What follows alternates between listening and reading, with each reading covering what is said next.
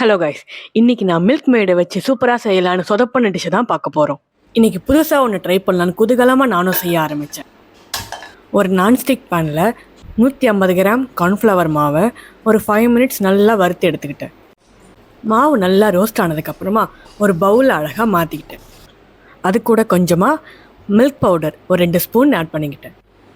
என் டிஷ்ஷோட ஹீரோவே இவர் தான். டேஸ்ட்டுக்காக மில்க் மேடை கொஞ்சம் கொஞ்சமாக ஆட் பண்ணி சப்பாத்தி மாவு பதத்துக்கு கொண்டு வர ட்ரை பண்ணேன். ஆக்சுவலாக எனக்கு கண்டமே இங்கே தான் ஸ்டார்ட் ஆச்சு.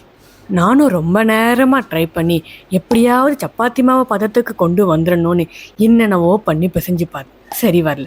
சரி கையிலையாவது பிசைஞ்சிருவோன்னு சொல்லிட்டு பிசைய ஆரம்பித்தேன். ஆனால் அதோட அவுட்புட் கொஞ்ச நேரத்தில் நம்ம சின்ன வயசில் சாப்பிட்டா சவ்வு மிட்டாய் கணக்காக வந்துருச்சு. நானும் கையை விட்டு வரோன்னு பார்த்தா வரவே இல்லை.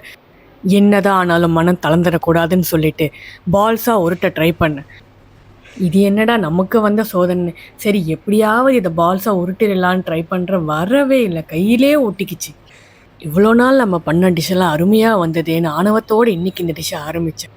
வச்சாண்டா ஆப்புன்ற மாதிரி நான் பண்ண நினச்சது மில்க் மேட் பால்ஸ், ஆனால் எனக்கு வந்ததோ மில்க் மேட் ஜவ்வு மிட்டாய். சரி, எதையுமே வெளியே காட்டிக்காமல் நான் பாட்டுக்கு உருட்டையாக உருட்டி எதையோ ஒன்று பண்ணி கடைசியில் லைனாக அடுக்கி வச்சுட்டேன். இப்படி ஷேப்பே இல்லாமல் இருக்கிற என்னோட இந்த மில்க் மேட் பால்ஸ் கொஞ்ச நேரத்தில் தட்டில் ஊற்றி வச்ச இட்லி மாதிரி செட் ஆக ஆரம்பிச்சிருச்சு. இதை கொண்டு போய் என் மாமியார்கிட்ட கொடுத்தா என்னை பார்த்து ஏதோ ஸ்வீட்டு பண்ணுறேன்னு அம்மா என்னம்மா இட்லி கொண்டு வந்திருக்கேன்னு என்னை பார்த்து கேட்டாங்க. அவங்களுக்கு கொஞ்சம் நல்ல மனசாக இருக்கும். சரி, இந்த ஸ்வீட்டை நான் ரெடி பண்ணி தரேன் எப்படியாவதுன்னு சொல்லி அவங்க ஏதேதோ கொஞ்சம் கார்ன்ஃப்ளவர்லாம் மாவு போட்டு அதை உருட்ட ட்ரை பண்ணாங்க. பரவாயில்ல, என்னை விட அவங்களுக்கு கொஞ்சம் அவுட்புட் நல்லாவே வந்தது. கடைசியில் இன்றைக்கி நாங்கள் ட்ரை பண்ண டிஷ்ஷு அடுக்கி வச்ச கூழாங்கல் மாதிரி ஆயிடுச்சு. இந்த டிஷ்ஷுக்கு என்ன பேர் வைக்கலான்னு நீங்கள் கொஞ்சம் கமெண்ட்டில் சொல்லுங்கள்.